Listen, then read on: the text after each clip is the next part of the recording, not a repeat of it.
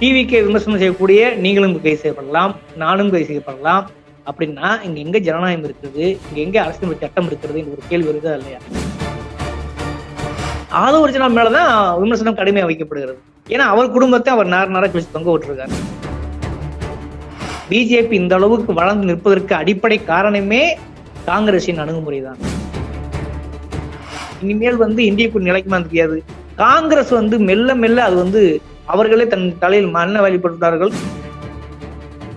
எப்படி பெரியாரை அம்பேத்கரின் இந்த லேபிளை ஒட்டிட்டு இவர் வராங்களோ அதே போல அண்ணாமலையும் பாஜக இறங்கிட்ட ஆளுதான்.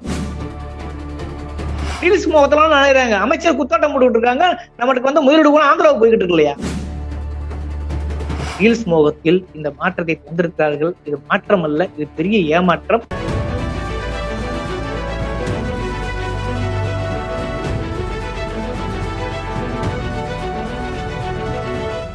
டயா பூஸ்டர் சுகரை கண்ட்ரோல் பண்ணும், உங்க ஆரோக்கியத்தை மீட்டு தரும். சர்க்கரையை கட்டுப்படுத்துறதுக்கான எளிமையான வழிமுறை, இயற்கையான வழிமுறை. அனைத்து மருந்து கடைகளிலும் கிடைக்கும். மதிமுகம் நேயர்களுக்கு வணக்கம். நான் இசை. இன்றைய நேர்காணலில் நம்மோட பத்திரிகையாளர் மற்றும் அறக்கழக ஊடக ஆசிரியர் தபம் அவர்கள் எழுந்திருக்கிறார். பேசலாம். வணக்கம் சார்.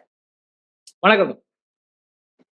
திருப்பரங்குன்றம் விவகாரம், அங்க தீபம் ஏற்றக்கூடிய அந்த விவகாரத்துல இதுக்கு முந்தைய அரசு என்ன பின்பற்றியதோ அதைதான் நாங்களும் பின்பற்ற போறோம் அப்படின்னு தவிக அமைச்சர் நிர்மல்குமார் அவர்கள் தெரிவிச்சிருக்காங்க.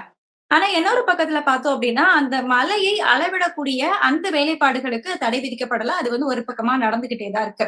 இது முருகன் அவர்களை ஏமாற்றக்கூடிய ஒரு வேலை, நீதிமன்றத்தோட தீர்ப்பை அவமதிக்கக்கூடிய ஒரு செயல் அப்படிங்கிற விமர்சனங்களும், தவிக அப்படிங்கிறது திமுகவுடைய 2.0 வெர்ஷன் தான் அப்படிங்கிற விமர்சனங்களுமே நம்மளால பார்க்க முடியுது. இந்த விவகாரத்துல உங்களுடைய கருத்து என்னவா இருக்கு தோழர்? குறிப்பா ஒரு 3 நாளைக்கு முன்னாடி பாத்தீங்கன்னா சதீஷ்குமார் ஜோதிராமன் நீதிமன்றம் அவங்க தலைமையில் உள்ள நீதிமன்றம் ஒரு மிக முக்கியமான கொஸ்டின் பண்ணாங்க அரசை பார்த்து. நீங்க எப்போ திருப்பரங்குன்றத்துக்கு தீவு ஏற்றுவீங்க அப்படின்ட்டு கொஸ்டின் பண்ணியிருக்காங்க. அரசுடைய விளக்கம் என்னன்னு கேட்டிருக்காங்க. அப்ப நிர்மல்குமார் சொல்றாரு இல்லையா, பழைய நடைமுறையை தொடரும் சொல்லிட்டு.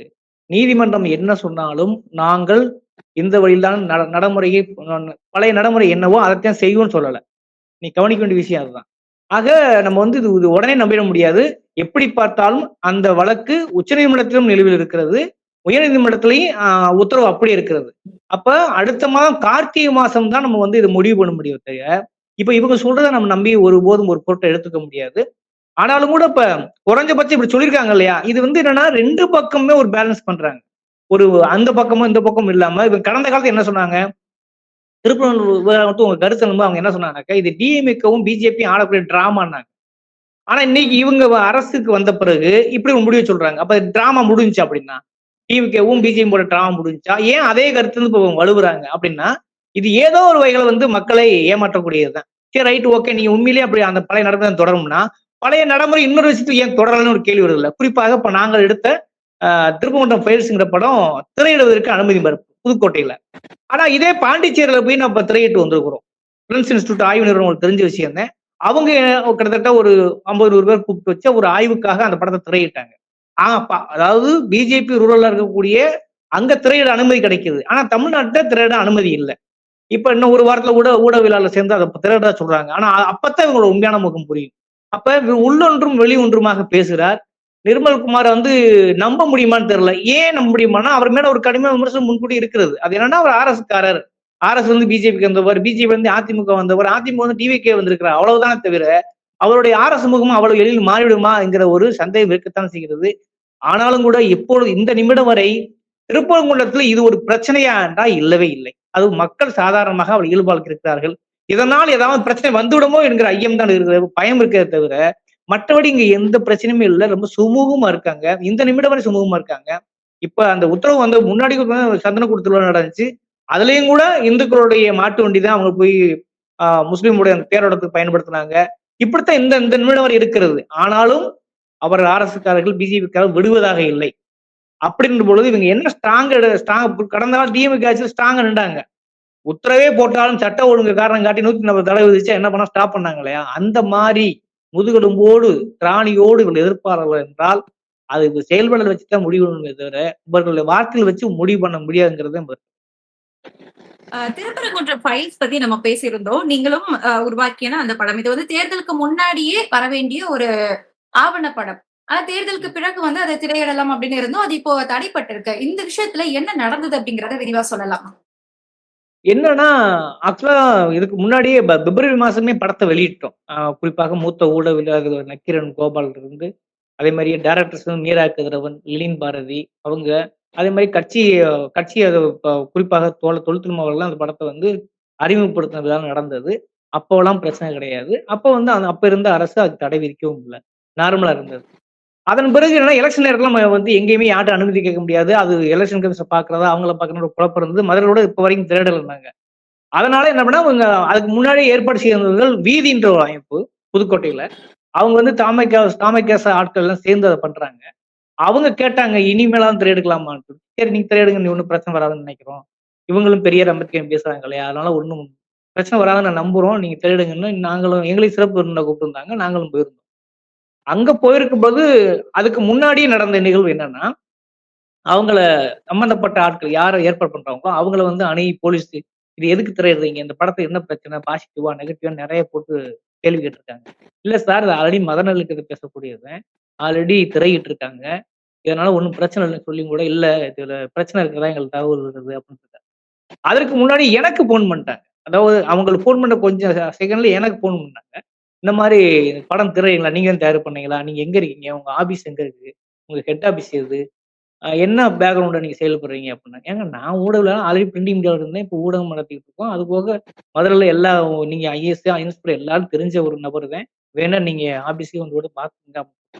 இல்ல சார் இந்த அவங்க அப்ப திருப்பும் ஷார்ப்காரன் பண்ண ஆரம்பிச்சாங்க. இல்ல சார் படத்துல வந்து அப்படி என்ன சார் வேற எதுவும் ஒரு சிக்கல் இருக்குதா? கான்ட்ரோவர்சி இருக்கா? அப்படின்னு கேட்டாங்க. இல்ல சார் ஒண்ணுமே கிடையாது. நீங்க படத்த பாருங்க. எதிராளியும் பேசியிருக்காங்க. குறிப்பாக சோலைக்கண்ணன்றவரும் பேசியிருக்காங்க. அதேபோல அதுக்கு எதிர்க்கருத்து உள்ள இடதுசாரிகளும் பேசியிருக்காங்க. மதவாதிகளும் பேசியிருக்காங்க. மக்கள் பேசியிருக்காங்க. எல்லாமே பேசியிருக்காங்க. சார் நீங்க வேணா பாருங்க அப்படின்னு. படத்த பார்த்து கூட முடிவுக்கு வாங்களேன்னா, இல்ல சார் அது எப்படி பார்த்தாலும் அது கொஞ்சம் சிக்கல் வரும் போல தெரியுது சார். இல்ல சார் நீங்க நீங்க எதுவும் தப்பா எடுத்துக்க வேணாம். அவங்க நடத்துறதா முடிவு பண்ணிட்டாங்களான்னு கேட்டாங்க. முடிவு பண்ணிட்டாங்க சார். நான் எங்களையும் கூப்பிட்டுருக்காங்க. இந்த நிமிடம் வரை எந்த ரத்தமும் இல்ல. நீங்க சொல்றத வச்சு தான் அப்படின்னு சொன்னேன். இல்ல சார் உங்கள வந்து தொந்தரவு பண்ண விரும்பல. நாங்க ஓகே சார் நம்ம நன்றின்னு உடனே ஃபோன கட் பண்ணிட்டாங்க. அதன் பிறகு என்ன பண்ணிருக்காங்கன்னா, அந்த ஹால் அந்த புதுக்கோட்டையில உள்ள மிக முக்கியமான ஒரு 200 பேர் உட்கார்ந்து பார்க்கக்கூடிய நல்ல ஒரு ஒரு நட்சத்திர விடுதி தான். அங்க ஏற்பாடு பண்ணியிருந்தது. அவங்கள போய் மிரட்டிருக்காங்க. இது ஒரு சிக்கலான படம். நீங்க திரையிட்டா நீங்க தான் சிக்கலுக்கு ஆளாவீங்க. அப்படின்னு சொல்லி அவங்க மிரட்டவுடனே என்ன பண்ணாங்கன்னாக்கா, அவங்க கொஞ்சம் இயல்பா வியாபார தளத்துல உள்ளவங்க தானே அவங்க. அதனால அவங்க பயந்துட்டாங்க. பயந்துட்டு நாங்க நடத்த முடியாது. அதாவது வாடகை குடுக்க முடியாதுன்ட்டாங்க. உடனே அந்த குழு என்ன பண்றாங்கன்னா, சரி விடுங்க. இது நடத்தியே ஆகணும்னு சொல்லிட்டு, இன்னொரு இடத்துக்கு நான் பண்ணிக்கிறோம் அப்படின்னு சொல்லிட்டு, ஒரு அறிவியல் மையம் ஒண்ணு இருக்காங்க புதுக்கோட்டையில. அது ஒரு 100 பேர் உட்காரலாம்னு வச்சுக்கோங்க. அது ரெடி பண்ணிட்டாங்க. சார் நீங்க எப்படியாவது வந்துருங்க தோழர் ஒண்ணும் பிரச்சனை இல்ல. நம்ம நடத்தியே ஆவோம் அப்படின்ட்டாங்க. சரின்னு சொல்லி நான் காலையில போயிட்டோம். நாங்களும் எங்களையும் கூப்பிட்டதுனால நாங்களும் போயிட்டோம்.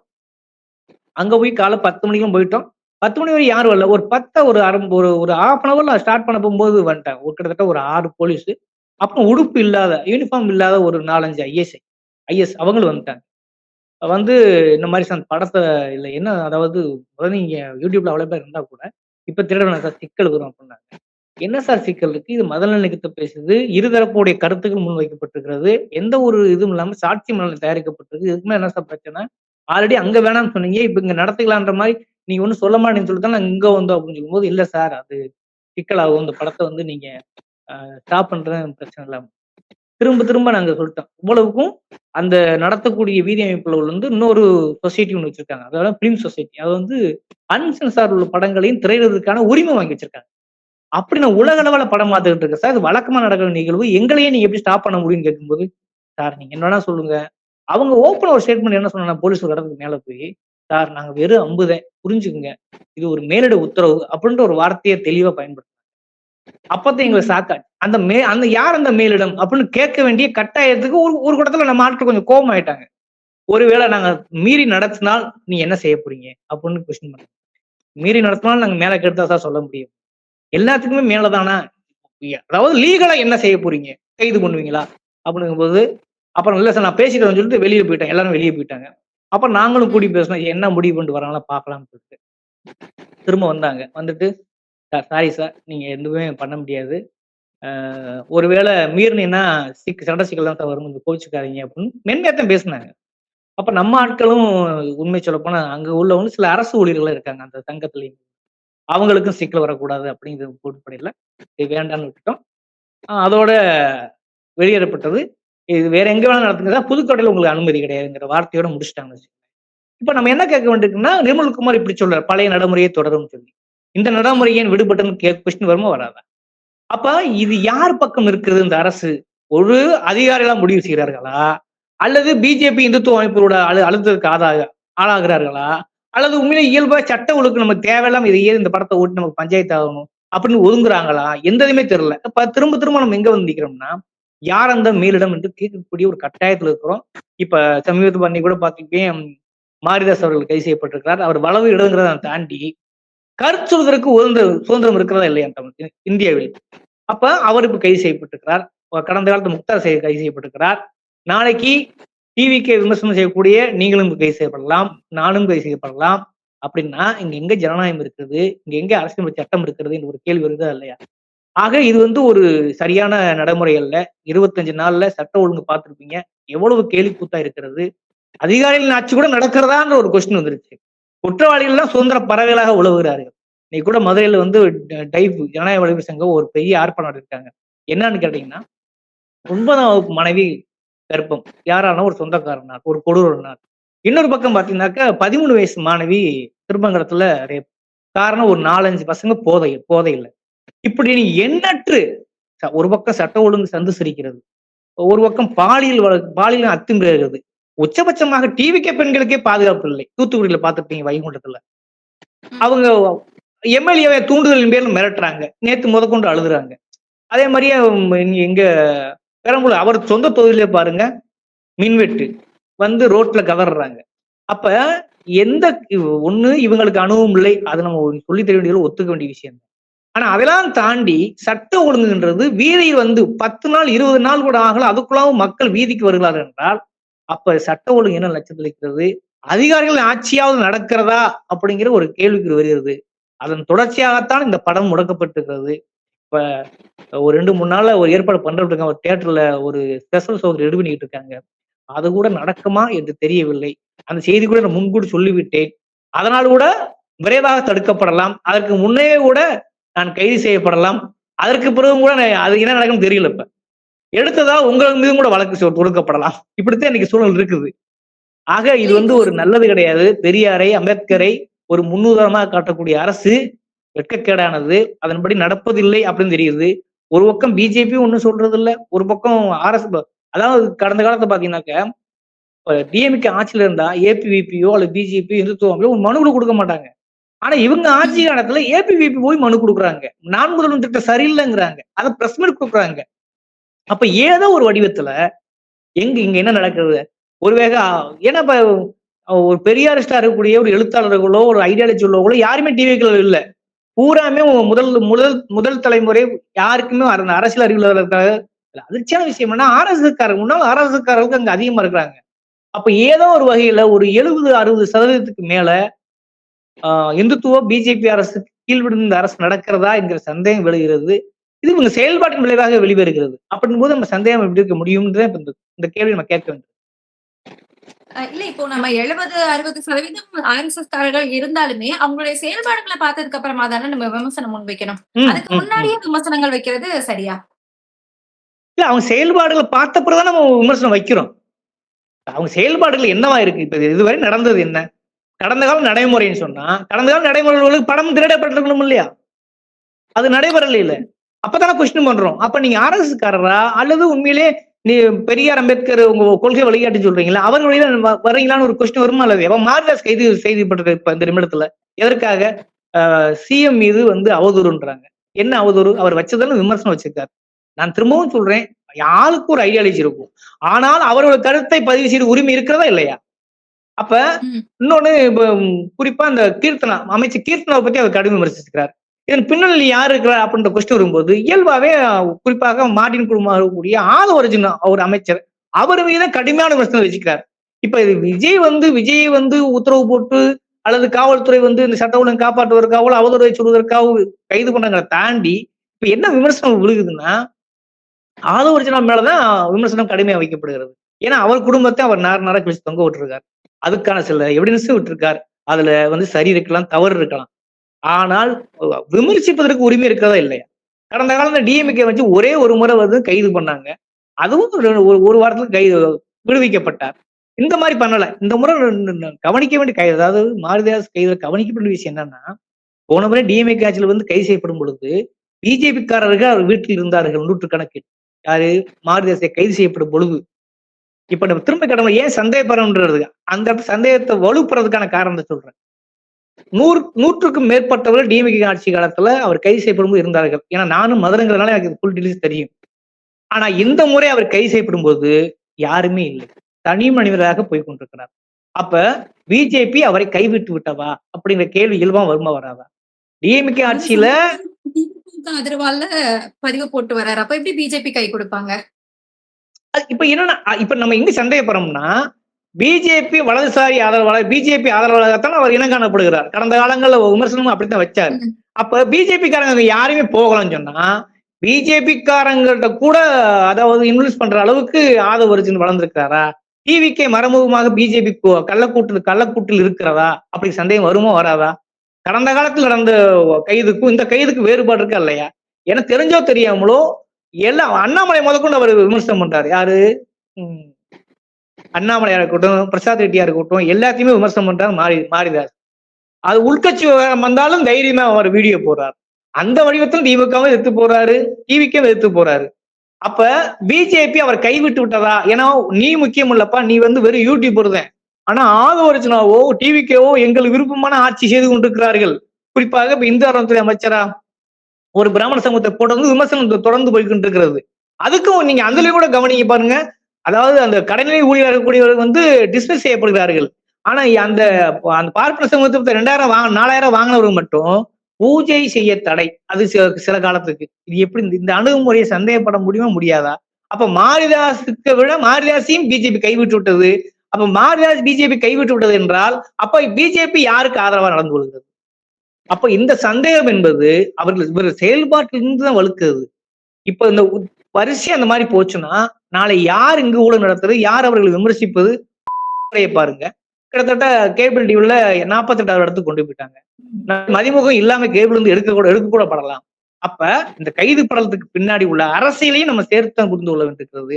அந்த அடிப்படையெல்லாம் மாரிதாஸ் பிஜேபி கைப்பற்றதின் விளைவு கூட. அப்ப பிஜேபி யார் பக்கம் இருக்கிறது?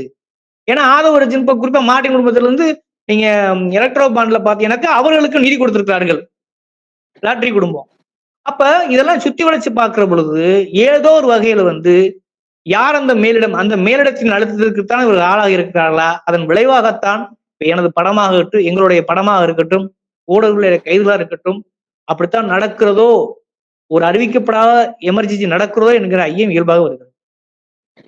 இப்போ நீங்க சொல்ற மாதிரியே தாவேகா வந்து பாஜகவுடைய ஒரு கைக்குலியா இருந்தாலுமே அவங்க கூட இருக்கிறது காங்கிரஸ் இல்லையா? காங்கிரஸுக்கும் பாஜகவுக்கும் எப்படி ஒத்து போகும் நினைக்கிறீங்க நீங்க? அதாவது இங்க நேரடியாக சொல்லாமல் கள்ளக்கூட்டு இருந்தா யாருக்கு என்ன தெரியும்? இன்னும் சரியா சொல்ல போனா பிஜேபி இந்த அளவுக்கு வளர்ந்து நிற்பதற்கு அடிப்படை காரணமே காங்கிரசின் அணுகுமுறை தான். அதனுடைய சாப்ட் இந்துத்துவ அதன் மனநிலை தான். காங்கிரஸ் காலத்துலன்னா பாபர் மசூதி இடிக்கப்பட்டது. இந்த வரலாறு யாரும் மறுக்க முடியாது இல்ல. அப்ப இவங்க ஸ்ட்ராங்கா இருந்திருந்தா இந்த சூழலுக்கு வரவே வராது. இன்னொன்னு இன்னைக்கு இந்திய கூட்டணி மீட்டிங் நடக்குது. அதுல எத்தனை கட்சிகள் புறக்கணிக்கப்பட்டிருக்கிறது. அதாவது சிபிஎம் விஜய் அவரும் அங்க போகலன்னு கேள்விப்படுறோம். அகிலேஷ் யாதவும் இதை விமர்சனம் வைக்கப்பட கேள்விப்படுறோம். கெஜ்ரிவால் அங்க போகல, திமுக அங்க போகல. அப்ப இந்திய கூட்டணி அங்க இருக்குதா அப்படின்ற ஒரு கொஸ்டின் வருதா இல்லையா? அப்ப ஏதோ ஒரு வகையில பிஜேபி வளருவதற்கு, பிஜேபி ஆதிக்கம் செலுத்துவதற்கு ராகுல் காந்தி மட்டும் நான் குறை சொல்றேன். ராகுல் காந்தி கூட ஸ்ட்ராங்கா இருக்கலாம். அவர் கடந்த காலத்துல வந்து ஒரு திராவிட செயல்பாட்டில் கூட அவர் கொள்கைகள் அவர் பேசுவது எல்லாமே தென்பட்டது. எல்லாருமே நம்பினோம் அதை. சாதி வாரி கணக்கெல்லாம் ஒரு மிக முக்கியமான முன்னெடுப்பு. அது என் வாழ்நாள் லட்சியம், என் அரசியல் நடவடிக்கை மட்டுமல்ல, என் வாழ்நாள் லட்சியம் என்று பிரகடனப்படுத்தினார். உண்மையில நம்ம சந்தோஷப்பட்டோம். எந்த காரணத்திற்காக பெரியார் வந்து காங்கிரஸ் விட்டு வெளியே வந்தாரோ அந்த கொள்கையை ஒரு காங்கிரசின் இளம் தலைவராக அறியப்பட்ட ராகுல் காந்தி அதை பேசினார். அப்பதான் நம்பிக்கை இருந்தது. ஆனால் அவன் பின்னாடி இருக்கக்கூடிய யார்? காங்கிரஸை அதுக்கு பின்னாடி RS என்ன இருக்கிறாங்க? ஒண்ணு பிரவீன் சக்கரவர்த்தி இருக்காரு இல்லையா? இவருக்கு இந்த பதவியை தூக்கி கொடுத்துருக்குது டிவிக்கு. பிரவீன் சக்கரவர்த்தி யார்? அவர் பின்புலம் என்ன? அவருடைய ஐடியாலஜி என்ன? அப்ப காங்கிரஸை எப்படி முழுமையா நம்ப முடியும்? அப்ப காங்கிரஸ் பண்ற ஒண்ணுமே வேணாங்க. இப்ப அந்த கட்சி விட்டு விலகுனாங்களே ஒரு பெண்மணி, கோவை நிர்வாகி நினைக்கிறேன். அவங்க சொன்னாங்க, எதுக்கு தேவையில்லாம ஐடியாலஜி பேசிக்கிட்டீங்க, என்ன வாரித்து என்ன கிடைக்குதோ அதை பாருங்க அப்படின்னு சொன்னவங்க தானே காங்கிரஸ்காரங்க. அப்ப நீ காங்கிரஸ் நீங்க எப்படி தனித்துவமா பார்க்க முடியும்? காங்கிரஸ் எப்படி நம்ப முடியும்? ராகுல் காந்தியே இப்ப கேள்விக்குள்ளா இருக்காரு. அவருடைய நடத்தைகள் எல்லாமே கேள்விக்குள்ளாகுது. அப்ப ஏதோ ஒரு வகையில, அதாவது ஒரு யூடியூபர் கூட அநேகமா அவர் தலைமறைவா இருக்காரு. அதாவது ஆபரேஷன் திராவிடா அப்படின்னு ஒரு யூடியூப்ல வீடியோ போட்டிருக்காரு. அதுல தெளிவா என்ன சொல்றாங்கன்னா, கிட்டத்தட்ட 2009 இருந்து கழகங்கள் இல்லாத தமிழகம் பிஜேபியும், அதே மாதிரியே கழகங்களை ஒழிச்சே ஆகணும்னு சொல்லி காங்கிரசும் கங்கணம் கட்டி கொண்டு அலைகிறது. ஏதோ ஒரு வகையில ஒண்ணு உட்புகுந்து காலி பண்றாங்க, அல்லது வெளியில இருந்து பகையாக மாறி காலி பண்றாங்க. அந்த அடிப்படையில் பிஜேபியோ காங்கிரஸோ வேறுபட்ட கட்சிகள் அல்ல. 2 கட்சிகளுக்கும் ஏதோ ஒரு வகையில நோக்கம் ஒன்றாகத்தான் இருக்கிறது.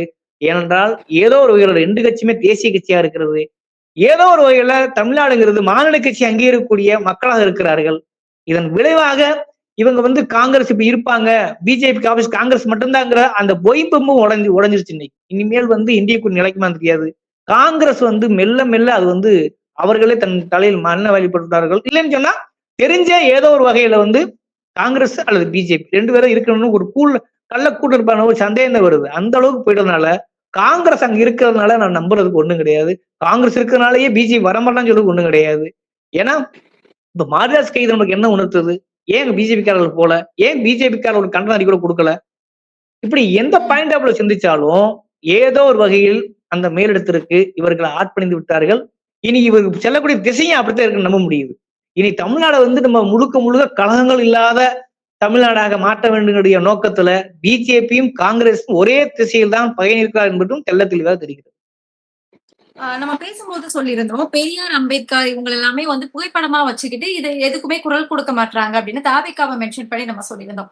ஆனா எனக்கு என்ன கேள்வி அப்படின்னா, இந்த திருப்பரங்குன்றம் ஃபைல்ஸ்லயே பெரியார், அம்பேத்கர் புகைப்படமா இல்லாம அவங்கள கொள்கையா பின்பற்றக்கூடியவங்க கூட குரல் கொடுக்கலையே. இது குறித்து உங்களுடைய பார்வை என்னவா இருக்கு? இதுக்கு ஆதரவா தானே சொல்றீங்க? படத்துக்கு ஆதரவா டிவிக்கு ஆதரவா குரல் கொடுக்க சொல்றீங்க, அதானே? இல்ல, டிவிக்கு குரல் கொடுக்கல அப்படிங்கிறது இருந்தாலுமே அவங்க புகைப்படமா தான் தலைவர்கள் எல்லாத்தையுமே வச்சிருக்காங்க. அந்த இப்ப என்னங்க என்ன மாற்றம் சின்ன அளவுல வந்திருக்குனாக்க, உதாரணத்துக்கு அண்ணாமலை சேர்த்துக்குவோம். அதாவது தமிழ்நாடை பொறுத்தளவுல பெரியார் இல்லாமல் இங்க அணு அசையாது. ஏன்னா சமூக நீதி அரசியலா கடந்த 70 ஆண்டுகளமாக ஒரு உச்சபட்ச வளர்ச்சி அடைந்திருக்கிறது தமிழ்நாடு. அது சோசியல் ஜஸ்டிஸ்ங்கிற ஒரே ஒரு காரணத்தினால இன்னைக்கு பாத்தீங்கன்னா மெடிக்கல் டூரிசமா இருக்கட்டும், ஜிடிபியா இருக்கட்டும், ஜிஎஸ்டியா இருக்கட்டும், அடிப்படை கட்டமைப்பா இருக்கட்டும், சாலை வசதியா இருக்கட்டும், முதல் தலைமுறை பட்டதாரிகளா இருக்கட்டும், பெண் கல்வியா இருக்கட்டும், முதல் நீதிபதியா இருக்கட்டும், முதல் காவலர்களை போட்ட விஷயமா இருக்கட்டும், பெண்கள் சொத்துரிமையா இருக்கட்டும், எல்லாவற்றுக்கும் ஒரு முன் உதாரணமாக மாநிலமாக இருப்பது எதுனா தமிழ்நாடு. அதற்கு காரணம் தெரிஞ்சோ தெரியாமலோ இந்த இரு திராவிட கட்சிகள் தான். நான் அண்ணாவில இருந்து ஆரம்பிச்சு எம்ஜிஆர், ஜெயலலிதா, கலைஞர், இப்படி எண்ணற்றவர்கள் எல்லாற்றையுமே இரு திராவிட கட்சிகள் நீ கூட அவங்கள குற்றச்சாட்டு இருக்கா இருக்கு, சட்ட உணர்ச்சிகள் இருந்து அதெல்லாம் இருந்திருக்கு, இஷ்யூ பேச இருந்தது. ஆனா ஒட்டு மொத்தமாக இப்போ ஒரு சமூக நீதி சார்ந்த ஒரு சட்ட சிக்கல் வந்துச்சுனால 2 கட்சி ஒரே ஸ்டாண்ட் எடுப்பாங்க. நீட்டா 2 கட்சியும் ஒரே ஸ்டாண்ட் எடுப்பாங்க. இடஒதுக்கீடு பிரச்சனை 2 கட்சி ஒரே ஸ்டாண்ட் எடுப்பாங்க. அதுல நீயா நானா அதுல போட்டி வரும். அவரு எம்ஜிஆர் 50% இடஒதுக்கீடு கொண்டாந்தா, ஜெயலலிதா 69% இடஒதுக்கீடு உறுதிப்படுத்துறதுக்கு பாதுகாப்பு பட்டியல வச்சாங்க. இப்படி நீங்க ஒவ்வொன்றில் 2006 முதல் தலைமை பட்டதாரி உருவாக்குவதற்காக நுழைவுத்துறை ரத்து செய்த கலைஞர், இப்படி நவீன தமிழ்நாடு தந்தையாக இருக்கிறார் கலைஞர், இப்படி எல்லா பாயிண்டாக இரு திராவிட கட்சிகள் ஒரு பெரிய பங்களிப்பு செய்திருக்கிறது. இந்த அளவுக்கு நீங்களும் நானும் இந்த ஊடகத்தில் இருக்குன்னு சொன்னா அதற்கு காரணம் கூட திராவிட இயக்கங்கள் செயல்பாட்டின் விளைவுதான். நீங்க மேல நாட்டு போங்க, இதே உதாரணம் திரும்ப சொல்றேனே, ராகுல் காந்தி பிரஸ் மீட் என்ன பார்த்தாரு, சாதிவாரி கணக்கெடுப்பு அவளுக்கு தேவையான கேட்கும்போது அங்க என்ன வந்துச்சு, அது தேவையில்லையே அவளுக்கு வற்புறுத்தின்னு சொல்லும் போது அப்ப அவன் அங்கே என்ன பண்ண, எத்தனை பேர் நீங்க பிசிஎஸ்சி ஊடகவில் இருக்கும் போது ஒருத்தரும் கைது விட்டது. வடநாட்டுல அப்படியே அங்கேயே நிறுவனம் ஆகுது இல்லையா? அந்த நிலையே திரும்ப தமிழ்நாட்டில் நீங்க ஒண்ணுமே பார்ப்பனர் அல்லாத அமைச்சரவை வேற எங்க இருக்குது தமிழ்நாட்டை தவிர? நீங்க யோசிச்சு பாத்தீங்கன்னா அப்படி எல்லா பாயிண்ட் ஆஃப் வியூலையும் இது ஒரு பெரிய சிக்கலாக தேசிய கட்சிகளை தீண்டத்தகாத கட்சிகளாக இந்த திராவிட இயக்கம் மாற்றி வைத்திருக்கிறது. அது மட்டும் இல்லாம இந்த ஜிடிபி, ஜிஎஸ்டி எல்லாத்தையுமே பொருளாதாரத்தை தமிழ்நாட்டை நம்பிட்டு இந்தியா எங்க சூழல் உருவாக்கி வச்சிருக்காங்க. இது எப்படியாவது அந்த கட்டணம் உடைத்தே ஆக வேண்டுங்கிற வெறி பாஜகவும் இருக்கிறது, மறைமுகமாக காங்கிரஸும் இருக்கிறது. அந்த பழிவிற்கும் தீர்க்கும் விளைவாகத்தான் இவங்க நம்ம பெரியார் சொன்னாதானே சிக்கல் வரும், பெரியாருக்கு ஆப்போசிட் போன சிக்கல் ஆகும்னு சொல்லிட்டு பெரியார் படத்தை வச்சே நம்ம படத்தை வச்சே நம்மள இப்ப காலி பண்ற வேலையை பார்க்கறாங்க. அதனாலதான் இப்ப அண்ணாமலை என்ன சொல்ல பாத்தீங்கன்னா, மதச்சார்பற்ற ஏன் இதுக்கு முன்னாடி தெரியாதா உனக்கு மதம் கிழிச்சு உனக்கு தெரியாதா? நான் சமூக நீதி நினைப்பேன், மதத்தை பார்ப்பேன், நான் பெரிய இப்போ எப்படி இந்த மாற்றம் வருது? அப்ப இப்ப இன்னொரு திட்டம் படுபயங்கரமாக போடப்படுகிறது. இப்ப அண்ணாமலையும் பாஜக இறக்கி விட்ட ஆளுதான், மறந்த வேண்டாம். எப்படி வந்து பெரியாரையும் அம்பேத்கரையும் இந்த லேபிள ஒட்டிட்டு இவர் வராங்களோ, அதே போல அண்ணாமலையும் பாஜக இறக்கி விட்ட ஆளுதான். இப்ப இது யாருக்கு சிக்கலாகுது? திரும்ப டிஎம்கே சிக்கலாகுது. ஏன்னா டிஎம்கே ஒண்ணுதான், தெரிஞ்சோ தெரியாமலோ ஐடியாலஜிங்கிற அந்த ஒரு ஒற்றை குரலை தூக்கி பிடித்துக் கொண்டு இந்த நிமிடம் வரை உயிர் கொடுக்கிறது. எந்த ஒரு கூவத்துல போய் எதிர்ச்சாட்டில் எம்எல்ஏ அடைக்க முடியாத ஒரு சூழல் இருக்கிறது, கட்டுக்கோப்பா இருக்கிறது. இன்னமும் எதிர்கட்சி ஆளுங்கட்சியா இருக்கும்போது சனாதனத்தை எதிர்த்தார் என்ற உதயநிதி, இன்னைக்கு ஆளுங்கட்சியா எதிர்கட்சியா இருக்கும்போது சனாதனத்தை எதிர்த்து சடசில பேசிக் கொண்டிருக்கிறார். அப்ப தெரிஞ்சோ தெரியாமலோ ஐடியாலஜி திமுக ஒண்ணுதான் இன்னும் உயிர்ப்பு இருக்கிறது. அப்ப அதை கால் செய்வதற்காக காங்கிரசும் பாஜகவும் ஏதோ ஒரு வழியில் வேலை செய்கிறார்கள். அதன் விளைவாகத்தான் டிவிகே போன்ற கட்சியில் இறக்கி விட்டிருக்கிறார்கள். அப்படித்தான் நம்ம சந்தேகப்பட முடிகிறது. இதை நம்ம போறப்போ கூட சொல்லல, நடக்கிற செயல்பாட்டை வச்சுதான் இது முன்வைக்கிறோம், இந்த குற்றச்சாட்டை முன்வைக்கிறோம். அப்ப இப்படி வெளிப்படையா நம்ம பேசக்கூடிய, இப்படி நம்ம வெளிப்படையா குற்றச்சாட்டு வைக்கிறோம் இல்லையா, நமக்கு ஊடகம்ங்கிறது ஒரு டூல் தான். ஆனா அதையும் தாண்டி நம்ம ஒரு ஐடியாலஜில இயங்குறோம் இல்லையா, இதுதான் அவர்களுக்கு சிக்கல். இப்ப அம்பலப்படுத்தும் போது அது வந்து ஜனநாயகத்தின் குரல் வலையை, கருத்துரிமையை நெரிப்பதற்கு எல்லா வழியிலும் முயல்கிறது. டிவிக்கும் அப்படித்தான், அண்ணாமலையும் அப்படித்தான். ஏனென்றால் திராவிட இயக்கங்கள், திராவிட ஓட்டரசியல் கட்சியில் வளர்ந்து விட கூடாது, அதை எப்பாடுபட்ட ஒழித்தாக வேண்டும் என்று அந்த மேலிடம் சொல்கிறது. இந்த மேலிடம் அதை செய்கிறது என்றுதான் சொல்ல தோன்றும். திராவிட இயக்கம் வந்து நமக்கு பல விஷயங்களை செஞ்சிருக்கு அப்படிங்கறதுல மறுப்பு எதுவுமே கிடையாது. ஏன்னா 50 வருஷம் ஆண்டது திராவிட கட்சிகள் மட்டும்தான். இப்பதான் புதிதா மாற்றம் அப்படின்னு சொல்லிட்டு ஒண்ணு உருவாக்கி இருக்கு. ஆனா இந்த திராவிட இயக்கத்துல கீழே இருக்கக்கூடிய அவங்களுக்கு வந்து தலைகணம் வந்து அதிகமா இருக்கு, அந்த திமிர் வந்து அதிகமா இருக்கு. இதுதான் வந்து அதோட தோல்விக்கு காரணம் அப்படிங்கறத பார்க்க முடியுது. சமீபத்துல மேயர் பிரியா அவர்களுடைய அந்த செயல்பாடு, குத்துவிளக்கு ஏற்றக்கூடிய அந்த செயல்பாடு கூட விமர்சனமாக்கி இருக்கு. அது என்ன புரோட்டோகால்? இதெல்லாம் சரிதான் நினைக்கிறீங்களா? இல்ல, இதுல அதாவதுங்க, எப்பயுமே ஒரு கட்சி வந்து ஒரு இயக்கம் வந்து தோன்றும் போது இருக்கக்கூடிய அந்த தூய்மை வந்து நாளடைவில் வந்து கொஞ்சம், ஏன்னா அண்ணாவே சொன்னாரு. அண்ணா என்ன சொன்னாருன்னா, நான் வந்து திமுகவை ஒரு தோட்டமாகத்தான் எண்ணினேன், தோட்டமாக என்னால் பராமரித்துடும் என்று எண்ணினேன். ஆனால் இது காட்டு செடியா வளர்ந்து இருக்கிறது, என்ன நடக்குமோ என்று எனக்கே தெரியவில்லை என்றார் அன்றைக்கு. அது அண்ணா காலத்திலேயே அப்படின்னு சொன்னா, நீங்க அது படிப்படியா வரும்போது எம்ஜிஆர் அதை உடைச்சாரு. ஐடியாலஜி இல்லாத கட்சியை உடைச்சதுல எம்ஜிஆருக்கு பங்கு இருக்கிறது. அதன் விளைவாக யாரு வந்தாங்க? ஜெயலலிதா வந்தாங்க. அரசியல் அறிவே இல்லாத ஒரு சினிமாத்தனமான இருக்கக்கூடிய அவங்க வந்தாங்க. அதன் தொடர்ச்சியாக தான் இன்னைக்கு டிவிக்கே வந்திருக்குது. ஆனா கலைஞர் அதை வந்து கட்டுப்படுத்தினார், மட்டுப்படுத்தினார், சீர்படுத்தினார். ஒரு நவீன தமிழ்நாட்டை உருவாக்க எல்லா வகையிலும் முயற்சி செய்தார். ஆனா அங்கேயும் குடும்ப கட்சிங்கிற ஒரு குற்றச்சாட்டு இருக்கப்பட்டது, ஊழல் குற்றச்சாட்டு வந்தது. இப்படி நீங்க காலங்காலமா ஒரு பண்ணையார் மேட்டிமத்தனத்துடன் நடந்துகிறார்கள் அப்படிங்கிற விமர்சனம் எல்லாம் இருக்கதான் செய்யுது. ஊழல் குற்றச்சாட்டு இருக்கிறது, இஷ்யூ பிரச்சனை இருக்கத்தாங்க செய்யுது. அதை வந்து களைய வேண்டிய கட்டாயம் திமுகவுக்கும் அதிமுகவுக்கும் ஏற்படவில்லை. ஆனால் இப்ப அது ஏற்பட்டிருக்கிறது. ஒரு மாவட்ட செயலாளர் எல்லாம் வந்து குறுநில மன்னர்கள் செயல்படுகிற குற்றச்சாட்டு இப்போ வரைக்கும் இருக்கிறது. ஆக அதை சரி செய்ய வேண்டிய காலகட்டத்தில் இன்று திமுக இருக்கிறது. அதன் விளைவைத்தான் நீங்க நம்ம பார்க்க வேண்டியது. மற்ற நீங்க சிபிஎம் கட்சியோ அல்லது சிபிஐ கட்சியோ இடதுசாரி கட்சியோட இளைஞர்கள் வந்து ஜென்சி தலைமுறை வந்து வரவே இல்லை.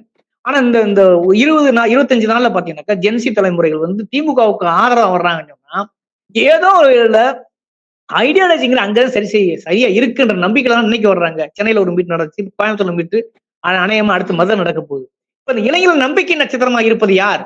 ஒரு திமுக மட்டுமே புனிதர்கள் சொல்ல வரல. திமுகவை விட சமூக நீதி கொள்கையை, திராவிட இயக்க கொள்கைகளை யார் பின்பற்றுறாங்களோ, யார் வந்து முன்வைக்கிறாங்களோ, அது வேற எந்த புதிய இயக்கமோ அதுல செய்யணும். ஆனா அதுக்கான மூலக்கூறுகளோ, அதுக்கான செயல்பாடுகளோ டிவி இருக்கான இல்ல ரீல்ஸ் முகத்தெல்லாம் நினைக்கிறாங்க. அமைச்சர் குத்தாட்டம் போட்டுக்கிட்டு இருக்காங்க, நமக்கு வந்து முதலீடு கூட ஆந்திராவுக்கு போய்கிட்டு இருக்கு இல்லையா? பாக்குறான்ல. அதாவது இந்த விஷயத்துல ஒரு விஷயம் எனக்கு டிவிகே ஆட்சிக்கு வந்ததுல ஒரு நன்மை ஏற்பட்டதாக நான் புரிந்து கொள்கிறேன். என்னன்னா, இந்த ஒரு பெரிய மாற்றத்தை நம்பி போனதன் விளைவாக சாதி அடிபட்டிருக்கிறது, பணத்திற்கு ஓட்டுக்கு பணம் கொடுப்பது அடிபட்டிருக்கிறது. ஏதோ ஒரு வகையில யார் எம்எல்ஏ தெரியாம ஓட்டு போட்டிருக்காங்க. அப்ப யார் எம்எல்ஏ சினிமா மோகம் அதுல இருக்கிறது. ஆனா இதன் விளைவு என்னன்னா, இப்ப மாவட்ட செயலாளர்களையோ அல்லது பணம் கொடுத்து ஓட்டு வாங்குற மனநிலையோ நாளைக்கு எதிர்காலத்துல எடுபடாது, அது முடியாது. அப்ப திமுகவே தன்னை சீரழித்துக் கொள்வதற்கு, ஐடியாலஜியாக திடப்படுத்திக் கொள்வதற்கு ஒரு வாய்ப்பை வழங்கி இருக்கிறது விஜயோட கட்சி. அப்ப அந்த அடிப்படையில் பாத்தீங்கன்னாக்கா நீங்க நீங்க எப்போ நீங்க ரெஃபரன்ஸ் பண்றீங்களோ அப்பத்தான் வந்து திமுக இனிமேல் நீடிக்க முடியும். அப்படி இல்லாம பழைய முறையவே நீங்க ஃபாலோ பண்ணீங்கன்னாக்க அது எந்த கட்சியா இருந்தாலும் சரி காணாமல் போய்விடும். இப்ப வரையும் திமுக இருக்கிற காரணம்னா அந்த ஐடியாலஜிங்கிற அந்த பிரசன்டேஜ் கூட இருக்கிறதுனாலதான். கடந்த காலத்துல வந்து அது ஒரு 50, 60 குறைஞ்சுக்கலாம், 40 இல்லாம போயிருந்திருக்கலாம். இப்ப அதை 80, 90 மாற்ற வேண்டிய கட்டாயம் இருக்கிறது. ஆனா எந்த கட்சியாக இருந்தாலும் ஒரு 10% சிக்கல் இருக்கத்தான் செய்யும். அதை ஒண்ணும் செய்ய முடியாது. ஆனால் 90%க்கு திமுக தன்னை வந்து தகவமைத்துக் கொண்டால் நிச்சயமாக திமுக மட்டும்தான் ஐடியாலஜியாக நீடிக்க முடியும். அல்லது அதை விட வீரியமாக செய்யக்கூடிய செயல்பாட்டு தளங்களோ அதற்கான சூழலோ இப்ப இல்ல. அப்ப நீ ஓட்டரசியல்ல திமுக நீங்க சொல்லக்கூடிய சிக்கல்களை சரி செய்தாக வேண்டும். சரி செய்தால்தான் அதுக்கு சரியான காலம் கிட்டும். இல்லை என்றால் இப்படியான ஆட்சிகள் எல்லோருக்குமே அது சிக்கலாக மாறும். தமிழ்நாட்டுக்கு சிக்கலாக கிட்டத்தட்ட ஒரு 70 வருஷம் ஒரு பயங்கரமா முன்னோக்கி வந்திருக்காங்க. சின்ன உதாரணம் சொல்றேன். ஒரு மெடிக்கல் விஷயத்துல, மெடிக்கல் கட்டமைப்புல நீங்க சரியா கவனிச்சீங்கன்னாக்க 1950 வந்து இந்தியாவோட கனவு என்னன்னா 1000 பேருக்கு ஒரு டாக்டர் அப்படிங்கிற ஒரு கனவு இருக்குது. நாம இப்பொழுதே 250 பேருக்கு ஒரு டாக்டர் உருவாக்கி இருக்கோம். இது காரணம் என்னங்கிறீங்க? எஸ்சி, பிசி எல்லோருமே வந்து இந்த சமூக நீதி கொள்கையால் வந்த விளைவினைக்கு அனுபவிச்சுட்டு இருக்க முடியாது. அதனால இன்னைக்கு எண்ணற்ற மருத்துவமனைகள் இருக்குது. இதை தடுப்பதற்காக நீட்டு கொண்டாந்து இருக்காங்க. அப்ப இதெல்லாம் வந்து சுக்குநூறாக உடைந்து விடும். இப்ப டிவிகே போன்ற ஐடியாலஜில கட்சி வரும்போது சுக்குநூறாக உடைந்து விடும். தெரிஞ்சோ தெரியாமலோ அதிமுக, திமுக 2 கட்சிகளும் இந்த விஷயத்தில் போட்டி போட்டன. கொள்கையை பின்பற்றுவதிலும் போட்டி போட்டன, பொருளாதாரத்தை மேம்படுத்தலும் போட்டி போட்டன, சண்டைகளும் செய்தன. அந்த சண்டையின் விளைவாகத்தான் தமிழ்நாடு முன்னேறி இருக்கிறது. அது ஒரு ஆரோக்கியமான சண்டை, நியாயமான சண்டை. ஒண்ணு வேணாங்க, நீட்டுக்கு எதிராக கூட பாத்தீங்கன்னா கடந்த காலத்துல 7.5 கொடுத்தாரா இல்லையா? மருத்துவத்துறையில எடப்பாடியில கொடுத்தாரல்ல. நீங்க எடப்பாடி எப்படி விமர்சிங்க? அந்த இடஒதுக்கீட்டு கொள்கை அந்த மனநல அவருக்கு எப்படி வருது? ஏதோ ஒரு விட திராவிட கட்சியின் நீங்க இதை செஞ்சாத்தான் பண்ண முடியும் வருது. எம்ஜிஆருக்கு கடந்த காலத்துல என்ன பாராளுமன்ற தேர்தலில் என்ன நடந்துச்சு? அவர் பொருளாதார ரீதியான இடஒதுக்கீடு கொண்டு முயற்சி பண்ணாரு. என்ன ஆச்சாங்க? அவர் தோல்வியை தழுவினார். அப்ப ஏதோ ஒரு வகையில தமிழ்நாடு என்பது சமூக நீதி கொள்கைங்கிற அடிப்படையை வேற பிடிச்சு நிக்குது. ஆனா அந்த இது எதுவுமே தெரியாத ஒரு தலைமுறையின் இடைவெளி காரணமாக சினிமாவில் ரீல்ஸ் மோகத்தில் இந்த மாற்றத்தை தந்திருக்கிறார்கள். இது மாற்றம் அல்ல, இது பெரிய ஏமாற்றம். அதைத்தான் கடந்த கால 24 ஆட்சியுடைய லட்சணம் தெரிகிறது. கண்டிப்பா தோழர், நிறைய தகவல்களை பயன்படுத்தீங்க. நன்றி தோழர்.